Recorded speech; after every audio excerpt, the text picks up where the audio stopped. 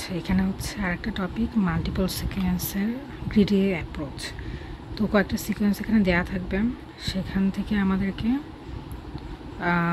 একটা হচ্ছে pair up করে নতুন একটা অ্যালাইনমেন্ট আনতে হবে। তো সেটা কীভাবে করব? প্রথম স্টেপ হচ্ছে আমরা কম্বিনেশনটা বের করে নিব যে এই অ্যালাইনমেন্ট থেকে কতগুলো কম্বিনেশন হতে পারে, পসিবল কম্বিনেশন। তো এনসিআর এটা দিয়ে যে 4C2 চারটা সিকোয়েন্স আছে, তো 4C2 যদি দুইটা করে নেই তাহলে হচ্ছে 6 আসে। তার মানে হচ্ছে আমরা দুইটা করে মোট 6টা সিকোয়েন্স হচ্ছে হবে আমাদের। তো এখানে কম্বিনেশনগুলো কেমন, যে দুইটা করে সব নিয়ে এসেছি 6টা মোট। তো প্রথমে S1 S2, এখন S1 আর S2 দিকে একটু তাকাই। তো এখানে হচ্ছে জি আর জি, তো এটা হচ্ছে যেহেতু ম্যাচ করছে তো এটা লিখে দিব। তারপরে আসছে যে এ আর টি, আর পরে আছে আমরা পরেরটাকেও দেখব যে যদি না মেলে তাহলে হচ্ছে পরেরটাকে দেখব যে পরের কারোটার সাথে মেলে কিনা। তো পরে আসছে টি, তাহলে আমরা এ কে রাখবো এবং তার নিচে গ্যাপ দিব।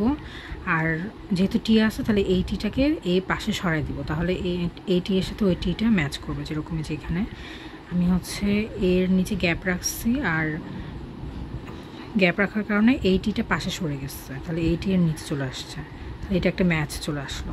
সেমভাবে এই সিটা কিন্তু এই পাশে সরে যায়, আর হচ্ছে এই টিটাও কিন্তু তাহলে সি এর উপরে চলে আসে, কিন্তু টি ম্যাচ হওয়ার জন্য এখানে একটা টি এর সাথে টি আসছে। তাহলে আমরা কী করবো যে এই সিটা এই পাশে সরাই দিব এবং তার জন্য একটা গ্যাপ দিব, আর এই দুইটা টিকে এক পাশে সরাই দিব। সেটা এখানে করছি যে ওই সি এর জন্য সি এখানে রেখে গ্যাপ দিয়েছি মেলানোর জন্য, আর পাশে টি আর টি একসাথে রাখার জন্য দুইটা টিকে পাশে সরাই দিয়েছি। তারপরে যে সি আর জি আছে সেটা তো পাশের কোনটার সাথে জি ম্যাচ করে না, তো সি আর জি ওভাবে রেখে দেবো। এ ম্যাচ করে, তারপরে এ ওইখানে থেকে যাবে। তখন যদি স্কোর ক্যালকুলেট করি তাহলে ম্যাচগুলোর জন্য 1 আর মিস ম্যাচ হলে -1। তো ম্যাচ হচ্ছে 1 2 3 4, চারটা, আর হচ্ছে মিস ম্যাচ হচ্ছে 1 2 আর এই যে 3, তাহলে 3টা, তাহলে 4 - 3 1, এটার জন্য স্কোর হচ্ছে 1।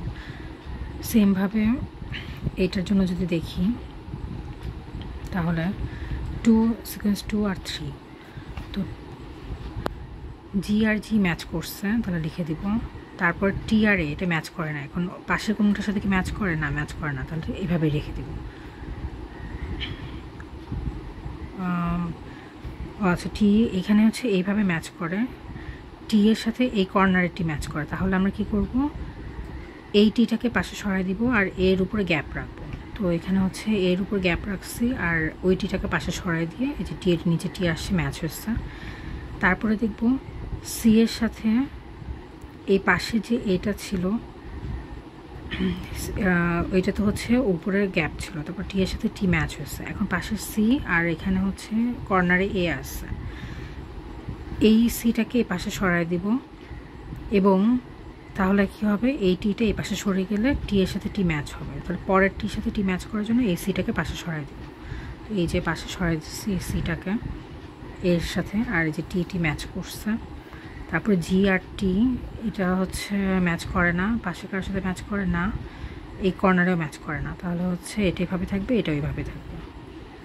তো এখন যেহেতু হচ্ছে আমাদের একটা হচ্ছে সিকোয়েন্স এখানে কম ছিল, তো এর নিচে এখানে একটা ডট চলে আসবে, কারণ হচ্ছে আমরা এই টিটা এই পাশে সরে গেছিলো জি এর নিচে, তো এখানে একটা ড্যাশ চলে আসবে।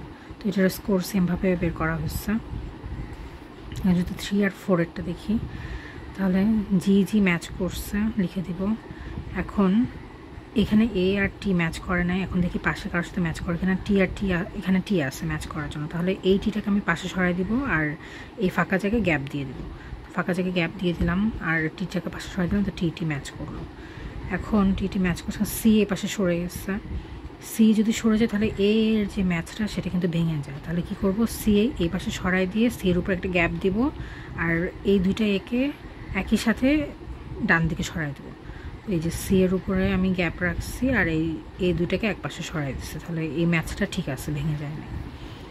তারপরে টি জি আর এখানে হচ্ছে টি, তো এটা তো আর কোনোভাবে ম্যাচ করানো কর্নারে, তো তাহলে টি জি এভাবে রেখে দেবো আর টি সিও এভাবেই থাকবে। কীভাবে আসছে, আর এটা স্কোর ক্যালকুলেশন করে -1। এখন যদি S1 S4টা দেখি, S1 আর S4, তো জি ম্যাচ করছে লিখে দিব।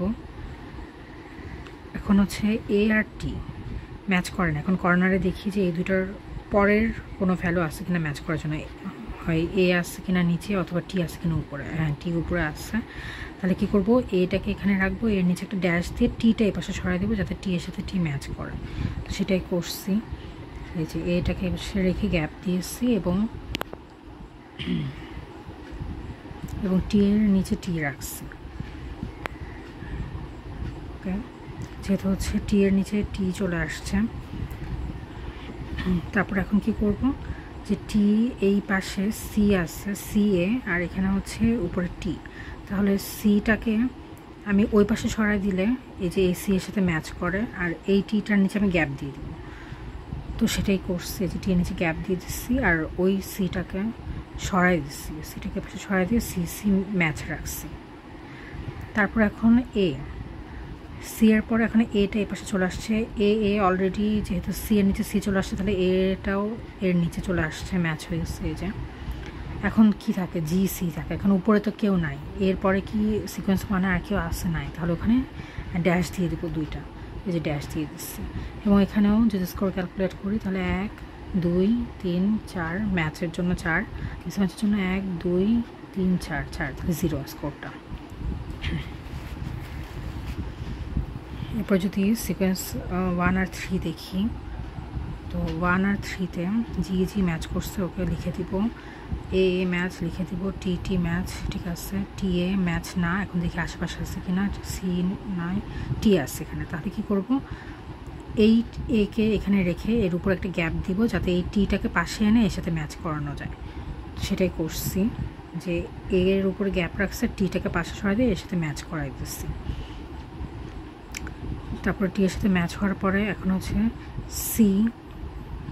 সি আর টি থাকে, সি আর টি, আর এখানে হচ্ছে কেউ ম্যাচ হওয়ার মতো নাই, তো সিটি আর এটি, এটা হচ্ছে সিটি এখানে চলে আসবে, আর যেহেতু এখানে আর সিকোয়েন্স নাই তাহলে এর নিচে একটা ড্যাশ চলে আসবে।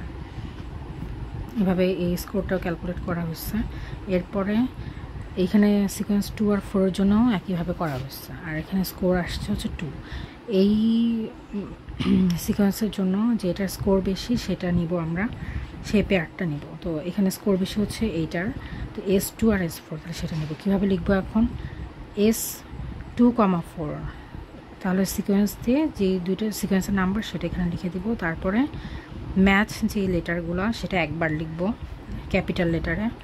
তো এই যে ম্যাচ জি ম্যাচ করছে, তো ক্যাপিটাল লেটারে জি, টি ম্যাচ করছে ক্যাপিটাল লেটারে টি, সি ম্যাচ ক্যাপিটাল লেটারে সি, এবং টি এ মিস ম্যাচ। তাহলে কি করব, ছোটো হাতের টি ছোটো হাতের এ, এবং সেটা হচ্ছে স্ল্যাশ দিয়ে লিখবো। তো এই যে ছোটো হাতের টি স্ল্যাশ এ, আর আবার হচ্ছে জি ম্যাচ করছে, তাহলে capital G, A C match করে নাই, তাহলে ছোটো হাতের এ ছোটো হাতের সি, আর এটা স্ল্যাশ দিয়ে লিখবো। এই যে তার মানে এগুলো ম্যাচ করছে, এটা ম্যাচ করে নাই, এটা ম্যাচ করছে, এটা ম্যাচ করে নাই।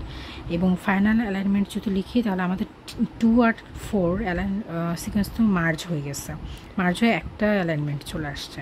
তাহলে আমরা এখন কী লিখতে পারি ফাইনাল অ্যালাইনমেন্টে, সিকোয়েন্স